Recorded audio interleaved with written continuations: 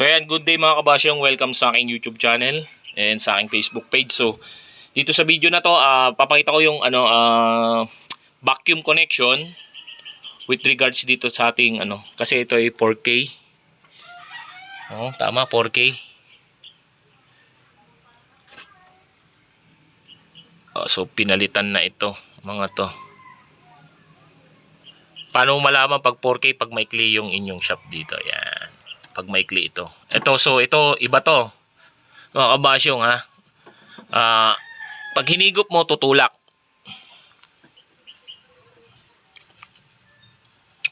Kaya? Yan.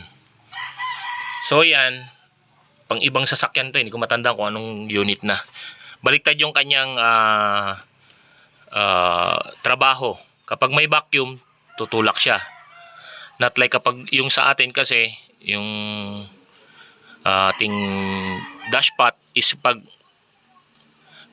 mainit pa, pag malamig pa, tutulak pa yon. Kasi nga, mahina pa yung vacuum ngayon. Unti-unting umatras yun kapag na-reach yung optimal operating temperature. So, ito ang ginawang purpose is pang aircon. So, yan. Well, chinek ko din dito, okay naman siya yung ating diaphragm pang aircon. Yan. So, titignan natin, ililipat kasi nga problema nila yung early morning start. Tapos candidate for cleaning na rin kanyang carburetor. Nakita nyo. Ang gasolina niya ay unleaded. Yan, ito yung niya. Tapos non-working yung kanyang advancer. Sabi ko kapag may advancer, mas matipid yung gasolina. Tsaka mas maganda yung hatak nung sasakyan. Dito siya nakakonect mga kabasyong. Oh, mali ito. So, purpose na lang na ito, naka-condemn na lang siya. So, in-advise ko, bilhin na lang sila ng bagong advancer. Tapos yun, i-connect dyan.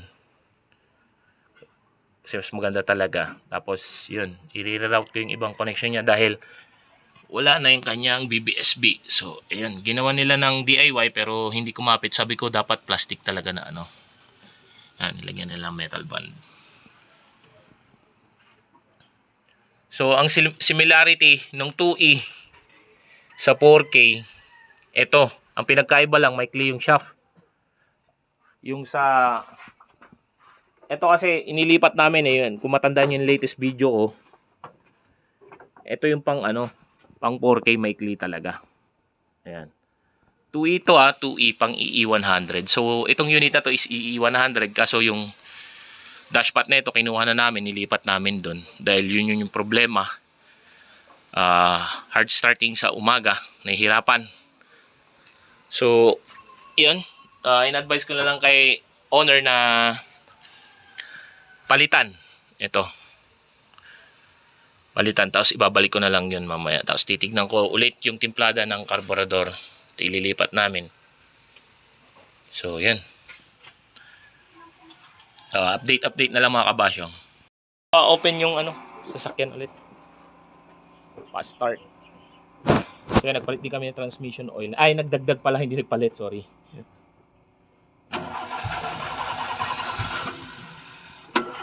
Bomba mo muna. Yan. Ay. Kaya pala, sorry nakatanggal yung HIC. Papatay ulit para nakatanggal yung HIC connection. Kaya pala ganun. So ayan, i-start ulit. Nakita niyo yung disadvantage kapag nakahugot yung isang vacuum line. Okay, start kabasyo. Yan.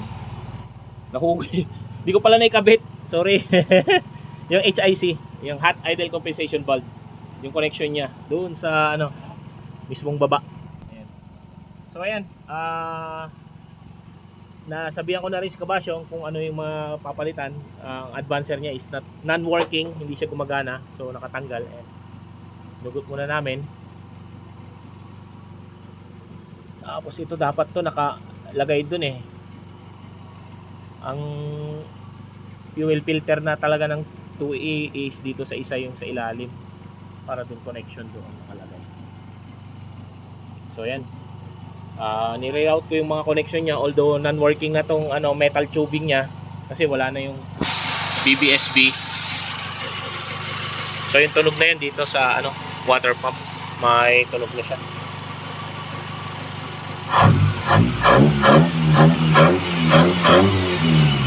Okay pa naman yung tono ng carburetor, mataas yung vacuum reading. Ayun lang yung mga vacuum line, inayos lang. So ayan. So okay na. Pakita ko yung ginawa ko. So candidate na rin pala itong carburetor na to for cleaning. Yan. Ito. Tapos ibinalik ko na, hindi na namin ginamit itong ano na to, itong diaphragm na ito kasi baliktad yung kanyang ano. Ibinalik ko na sa original. Yan, original connection niya. Yan. Tapos ito non-working kaya naka-content.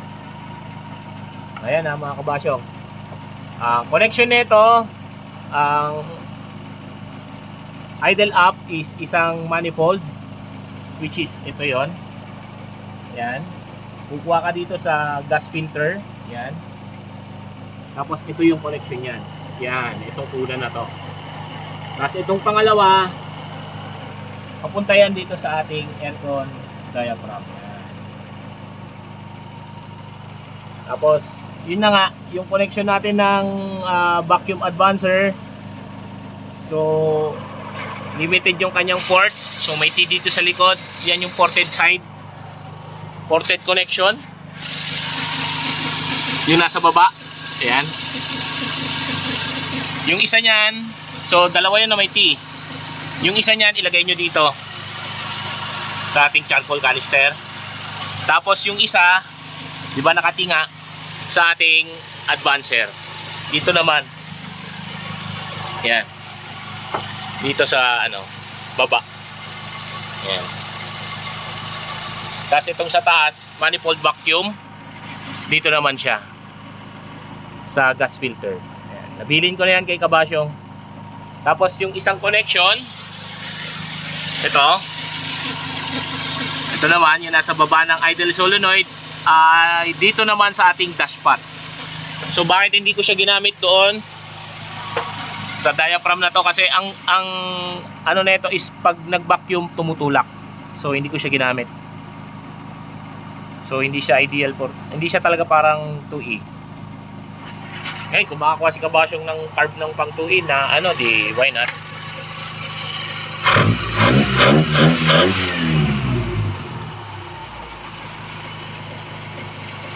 So yun, yung tunog na yun dito. Yan.